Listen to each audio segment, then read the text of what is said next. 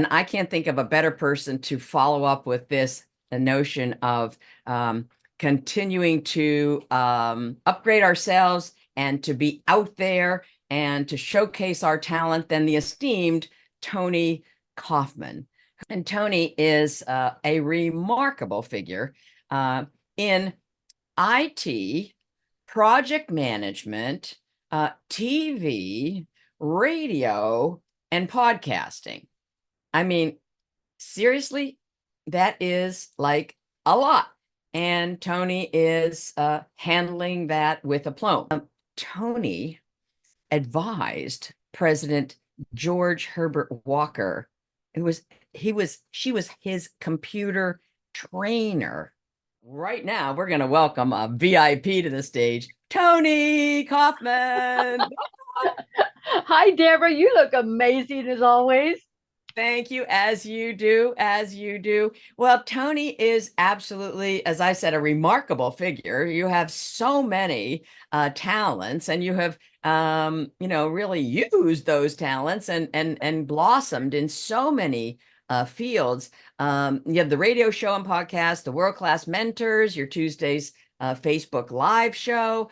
And you have such a powerful influence, Toni, because you have an eye for talent, right? And you look for talent, and you actually establish the Standout Star Speakers Bureau, and you honor people who haven't yet reached world-class status, and you mentor them so that they do. Tell us about, I mean, this can't have been easy for you to come up, what the heck, in you're in a bilingual Hispanic family in Texas, raised on a Texas Superfund site. I mean, talk to us about some of those earlier barriers, Toni, because you busted through them, sweetheart. Oh my gosh, it's like never ending. And Deborah, first of all, I apologize for being just a tiny bit late. I was interviewing at another summit, so I ran back as quickly as I could. And Excellent. thank you so much to your moderator and your helper. She was amazing to get me in. So Irises. thank you.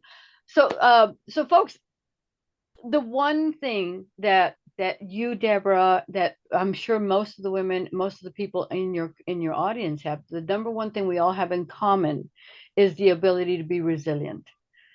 And because life isn't easy. Sometimes you get thrown, a couple of tic-tac-toe marks against you that you never even were expecting. So let me define what a Superfund site is. And Yes. for those of you who don't know, I was born and raised in the Rio Grande Valley, which is the very, very tip of Texas by Brownsville and McAllen, and which is a farming community, right? We have citrus trees and orange trees and all that.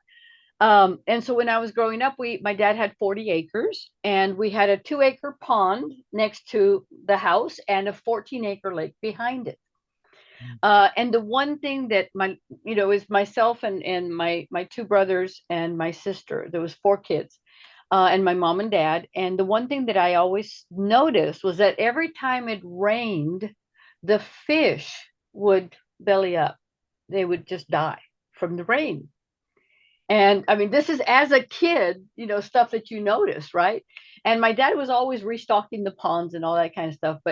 But no matter what, every time it rained, they would die. So I associated the rain with the death of the fish, and it didn't make any sense in my head. Of course. What it was, guys, was that I was living on 40 acres of DDT.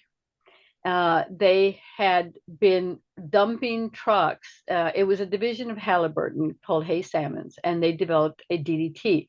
Now, I'm one of the lucky ones, and let me tell you why. The DDT plant was here, the elementary school was here, and our playground was between them.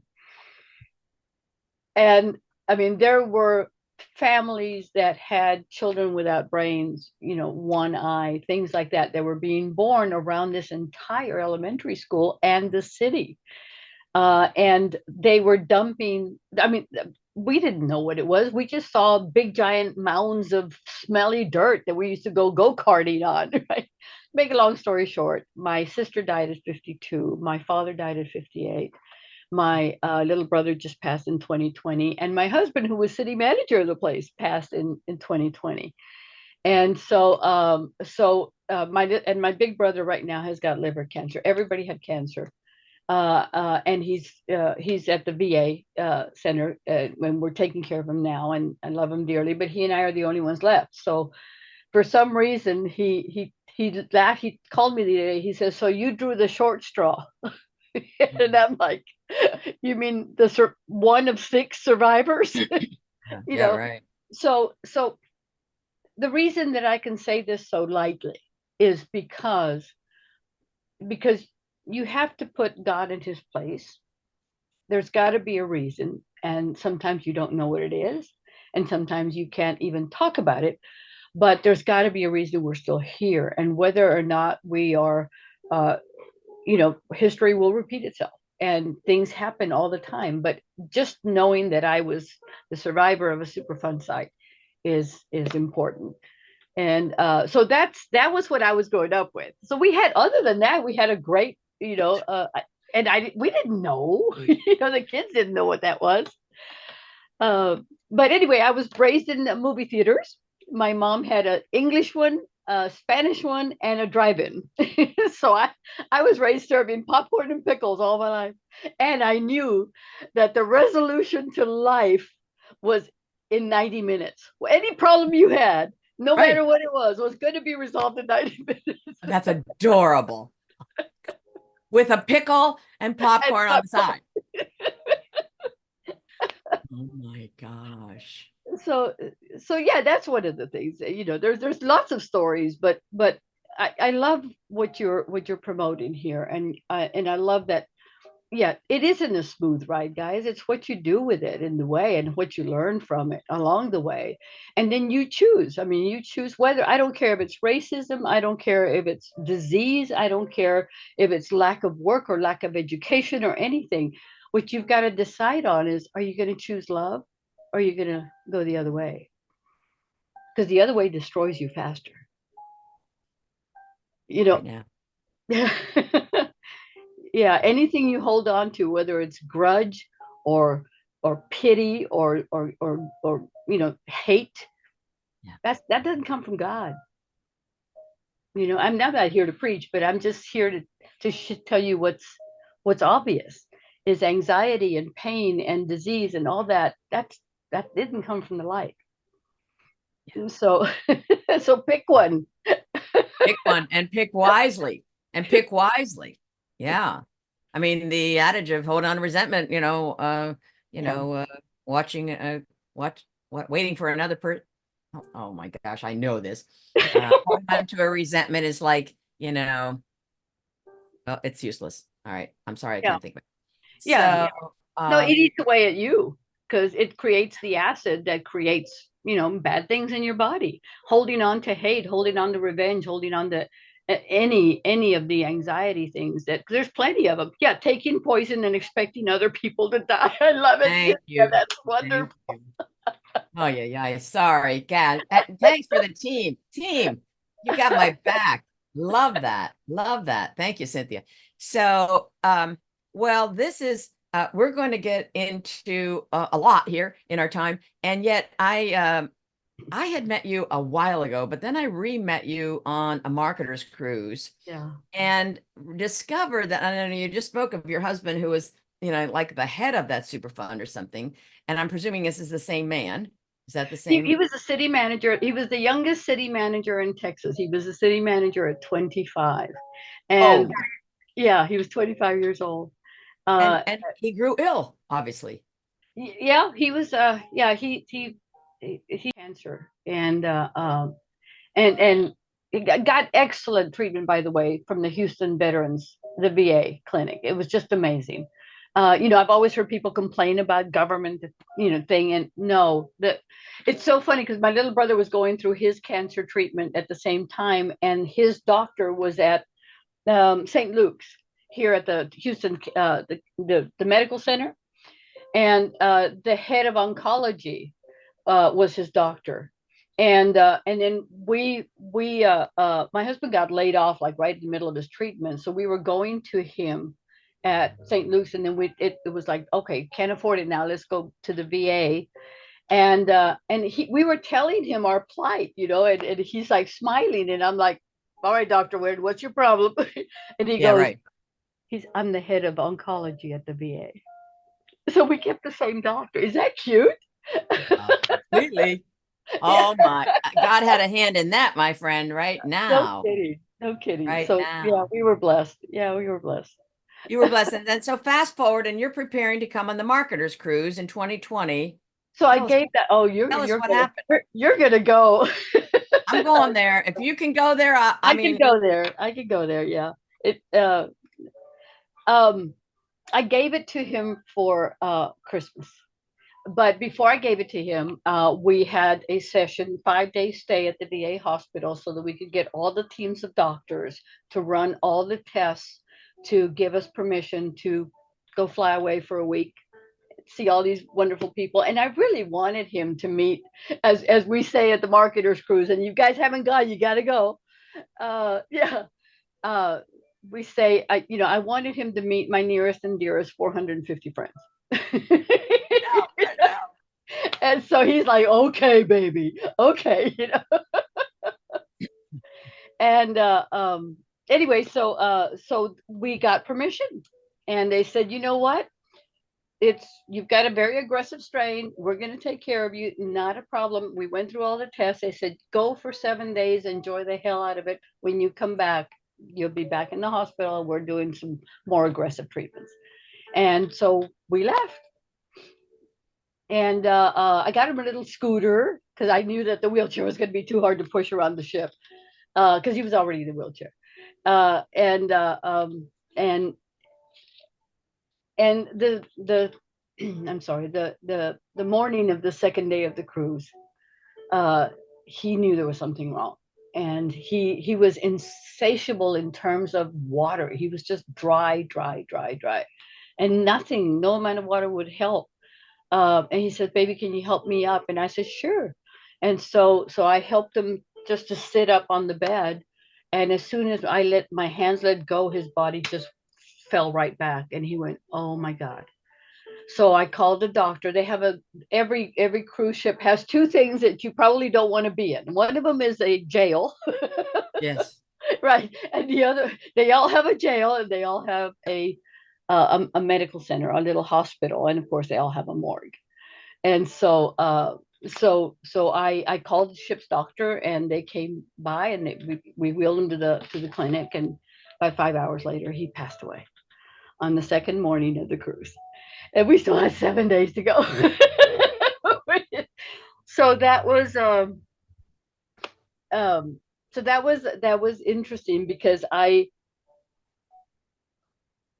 number one, I know God had a plan, because it was you guys, Deborah. It was the true friends, and I apologize. I've got a Chihuahua alarm that's working right now. Okay.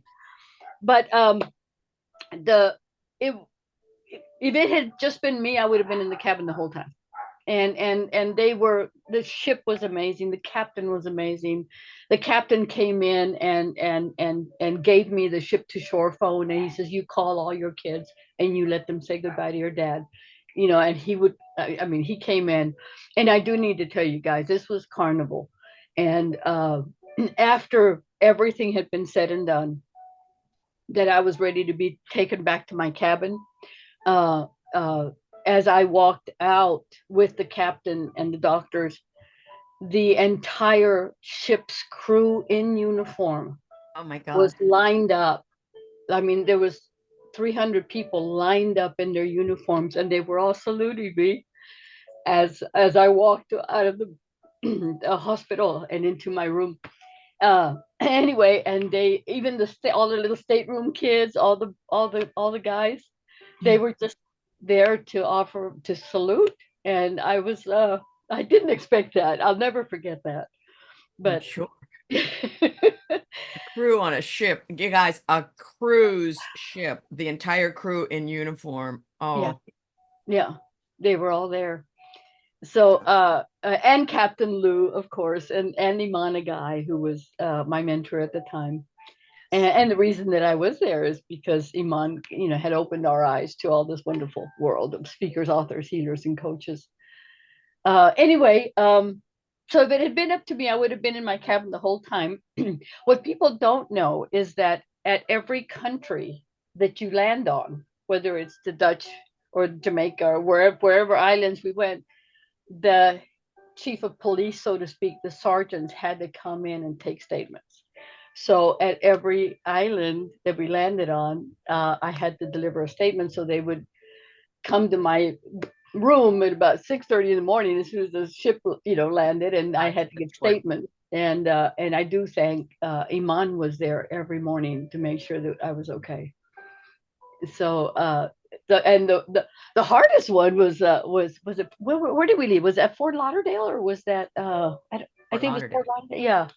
Uh, that detective was the hardest one because he was really intense. They wanted to make sure that I hadn't killed him. so, so What a anyways, heartache. oh, but we made it, and you know what, guys? I made it because of my friends. Because oh, you didn't even hear that. You haven't heard this, Deborah. They lost my luggage.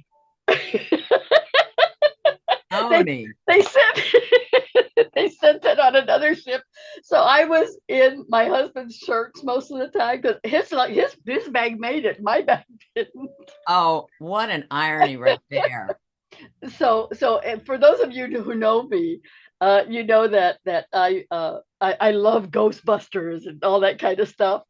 So on the night before we left, you know how the hangers on the closet do this, right? In and out, in and out, because they're going with the water. Well, I was packing his clothes and putting it into the suitcase, and then I kept hearing there was three hangers that were tinkling because they weren't doing this, they were doing this, like they were just tinkling, and I was like, and they kept doing it. So I walked over there and I grabbed his shirt and I went, Kaufman, if you're here, you better hold on to me because you're coming home with me. You're not going to stay here and be the ghost of the carnival magic.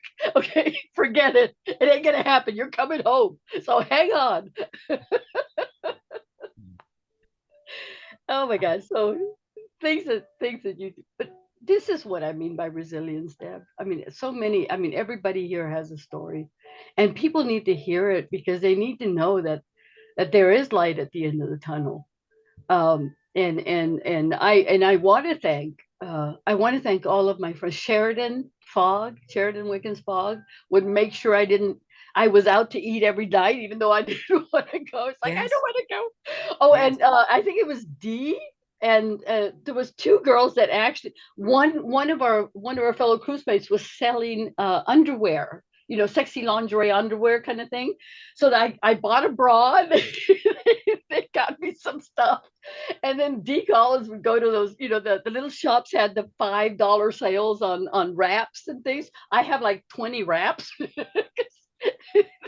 If you haven't noticed with Toni's attire now, she always looks like she just walked out of a bandbox. Okay, so I imagine her wearing her hub's shirt for a couple days. I mean, this was not Toni, right? Toni. Oh my goodness. But I do need to tell you that one afternoon, Iman came to my cabin and said, I need you to come to my cabin. And now, he's got one of those fancy cabins with the hot tub and the whole bit. And so I said, sure. So I went down with him, and he had the entire Success Road Academy people, all the people he brought on the cruise, they were all in the cabin. And just amazing support. And he gives me an envelope, and he says every single person here wanted to help because they knew I was not ready to fly an $8,000 plane ticket to bring my husband back home. Anyway, and he handed me an envelope, and it was full of money, and they took care of it. So this is what I mean, guys. This is the world that you've stepped into. This is the world of integrity and authenticity and people who genuinely care. Even though it starts off as a business and somebody's trying to make a sale and somebody's trying to sell a program and somebody wants you in their mastermind, and it doesn't matter because Deborah, I mean, you and I have seen each other in so many places, and I don't care where we are, it's always a hug. And and so, yes, Wendy, that is true. We do have some truly amazing friends, and they're here. They're in this world of speakers, authors, healers, and coaches. You've made the right decision, guys. You are in the right place at the right time. So now let's unclip your wings and watch you fly. Oh, Toni. Well, Toni has a gift for us, and it's an impressive gift. Toni, tell us about it. So I believe this is the makeup makeover. Is Camera that ready correct? makeup makeover. Yeah. So guys, every single one of my friends want to know how to do their makeup professionally. And I guess I've been a producer. I produced American Idol. I produced the Family Feud. I produced the Latin Grammys. And All things. Whitney says she's already scheduled. This is a slumber party, and yes, guys, you can come too because you need some makeup too. But basically, you're going to bring your own makeup, and we're going to sit in a room, in a Zoom room, for 90 minutes, and I'm going to walk you through how to get the right shadows, the contours, the highlights, the shadows, how to fake a quick. This is my last year of the 60s, so I have created a fake jawline and have shadow, so you can't see all my old wrinkly skin. So good. That's so good. So we're going to have a slumber party for 90 minutes. Just join the fun. Schedule it out, bring your makeup, and let's have fun. I'll teach you how to do it. I've scheduled mine too. I am so appreciative, Toni, of your vulnerability. It's just unbelievable, and yet it happened, and you are a phoenix. You're a phoenix. You're rising. You Oh, rise out of ashes. that's beautiful. Yeah, yeah. And we ain't done yet, right, Deb? We are long, far from done yet. We ain't done yet. You're right, girlfriend. I told Now, I I told my kids I'm truncated. in middle age now. Yes, absolutely. The 70 is the new 40, right? So we're going to keep to our schedule, which means we're going to whisk Toni into her next engagement with something like American Idol, the next American Idol, or something small like that. I definitely suggest you touch base with Toni in some capacity. We'll see you on the makeup thing because I'm sure I could use a whole lot of help on that. And with that, I say, Toni, a heartfelt appreciation for you, your mission, your recovery steps. You're busting through so many barriers. And I, for one, am glad you are with us and didn't fall prey to those horrific cancer deaths in that super site. May God continue to bless you, dear. I love you. Thank you. I love you too. Bye, everyone. Thank you.